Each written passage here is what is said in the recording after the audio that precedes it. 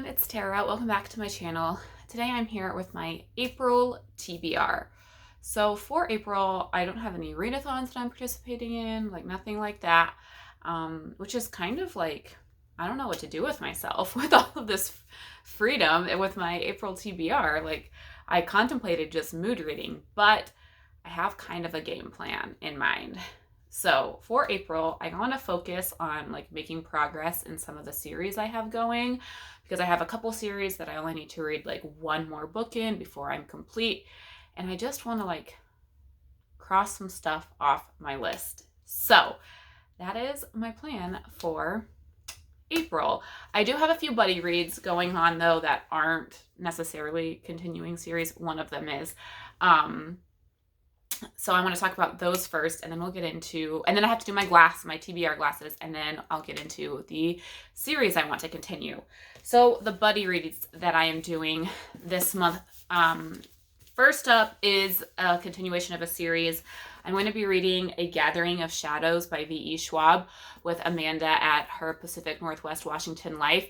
We read A Darker Shade of Magic together in February, so we decided to pick up book 2 in April. So I'm looking forward to that. I think we might just try and like finish the series really quickly because why not? There's only one more book after this, so we might as well. Then I am buddy reading The Broken Girls by Simone St. James with Chloe at Always Booked. I saw that she like hauled this, or no, she didn't haul it. I saw one of her TGI Friend Day videos with Cozy Reader Kelly. I'll link it down below. And I was like, oh my gosh, like, have you read it yet? Like, I haven't read it yet and I want to read it this year. And so we decided to buddy read it. So really looking forward to this because I loved The Sundown Hotel and just I'm really excited to read more Simone St. James. And then I will be reading A Good Marriage by Kimberly McCrate, I think is how you say it. And I'm buddy reading this with Jessica, who I follow on Instagram. Well, we follow each other on Instagram. This is another book that was on my like books to read in 2021 because I've heard a lot of good things about this thriller. This is another one I don't know a lot about, and I don't want to because it's a thriller, but I'm really looking forward to this as well. So those are my 3 buddy reads. Before I get into the rest of my TBR, I'm going to choose from my TBR glasses. So let's do that really quickly. Let's see here. Let's go with this one here, which is, okay,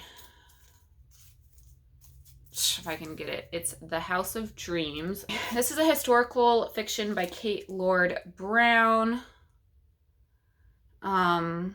It's a beautifully written novel based on the incredible true life story of Varian Fry called The Artist Schindler, from the international bestselling author of The Perfume Garden.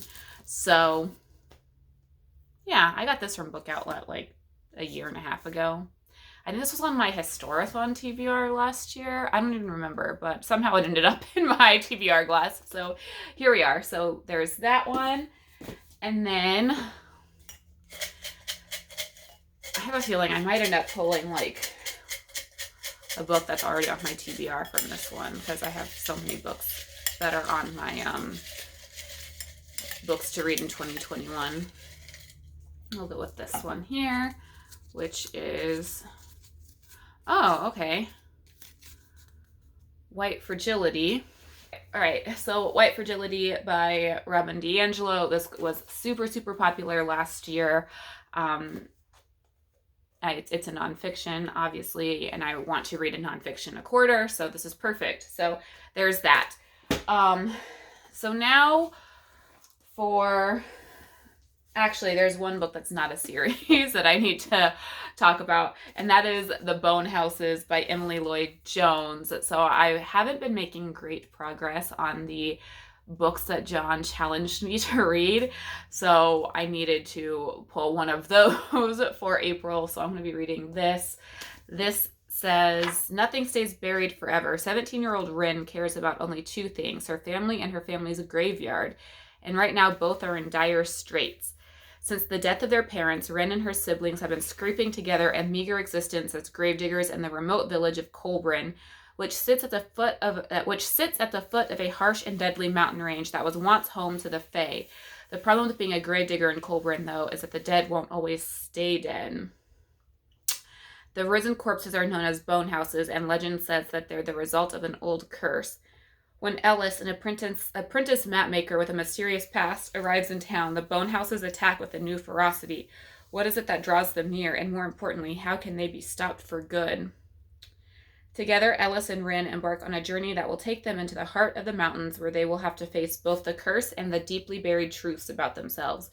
Equal parts classic horror novel and original fairy tale, the bone houses will have you spellbound from the very first page. Interesting. I mean, John thinks I'll like it enough. It sounds interesting, so we're going to give that a try. Okay, now for the series that I want to kind of make some progress in April. So I don't know if this is going up before the vlog that I'm currently filming or after, but if you watch that vlog, you will see. So today I went to the library. This morning I went to the library to try and find books that like will continue series, because I don't own a lot of the books in like the series that I'm trying to finish. I had like 7 or 8 books in this like list on like to look for, and I found two books. So, and one of them, like, I didn't even like remember that I had started the series, because I didn't like remember that it was part of a series until I was like at the library, like, come on, like, find me something. So the 2 books I checked out from the library, we have On Finn Icing by Ellie Alexander. This is book 3 in her like Bookshop mystery series. I'm really excited to continue on with this. So it's winter in the sleepy town of Ashland. Something happens. I don't want to read too much. I read these really, really fast, so I might read, like, continue on more in this series, depending on how the rest of my TBR goes. But this is book 3. Then we have The Bookshop on the Shore by Jenny Colkin. I read The Bookshop on the Corner. Did I finish that in February, or was that March? I don't remember. And I forgot that The Bookshop on the Corner was the first book in a series. So yeah, this, oh, okay, I was gonna say, like, where does Nina come in? But I guess Nina is in here. I didn't even read like the synopsis of this. I was just like, it's the next book in a series, so I'm going to read it. So we'll be reading that. Then John and I are currently listening to The Well of Ascension by Brandon Sanderson. We are 70 pages into it, and I am determined to not have this take forever like Miss Bourne did. So hopefully I will finish that this month. That's the plan. Let's see if John can get on board with it. So we'll be continuing on with this.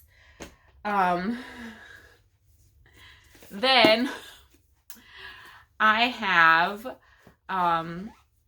Carnations and Chaos and Mistletoe and Mayhem, books 2 and 3 in the Port Danby series by London Lovett.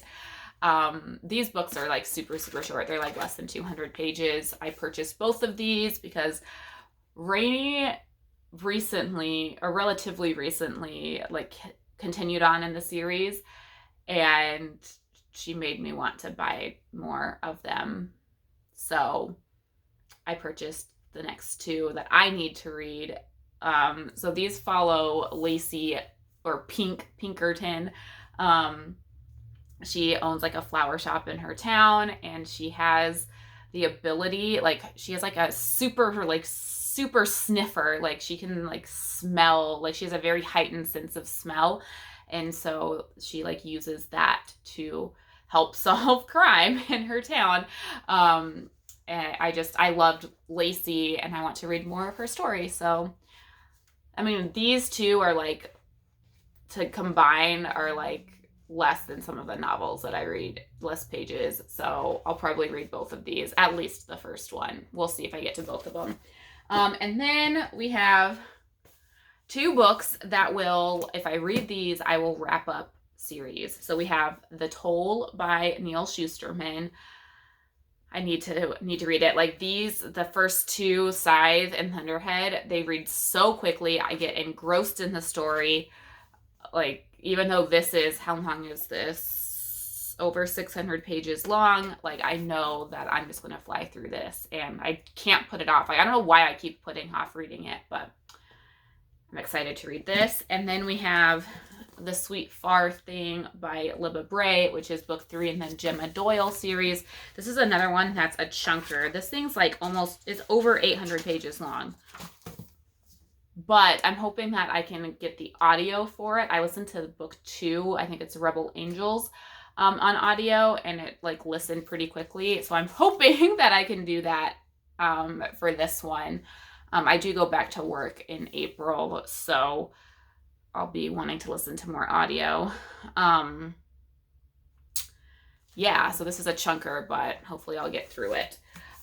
So there are some other series that, like, if I want to pick them up and I can find them at my library, I will pick those up as well. I might see if Linda wants to continue with the Joanne Fluke series. I do have the next book, Banana Cream Pie Murder, checked out from my library, so I might see if she wants to read that. So Linda, if you're watching this, let me know if you want to try and fit it in April. I literally just finished watching the live show of the Book Sisters Book Club, and they announced the book for April, and then I promptly put it on hold at my library. So I will also be reading Good in Bed by Jennifer Weiner. I almost forgot about that because they just announced the next book. So I will be reading that. And then, whatever else comes up. But yeah, let me know down below what you are planning on reading in April. And let me know, like, are you making progress in your series? Because I feel like I feel like I'm not, but then like I think about it, like I have read some. So I don't know. I mean, we're only like a quarter of the way through the year, so I have time. But yeah, so let me know what you're planning on reading in April. That is it for now. Thank you so much for watching. Until next time, happy reading. Bye.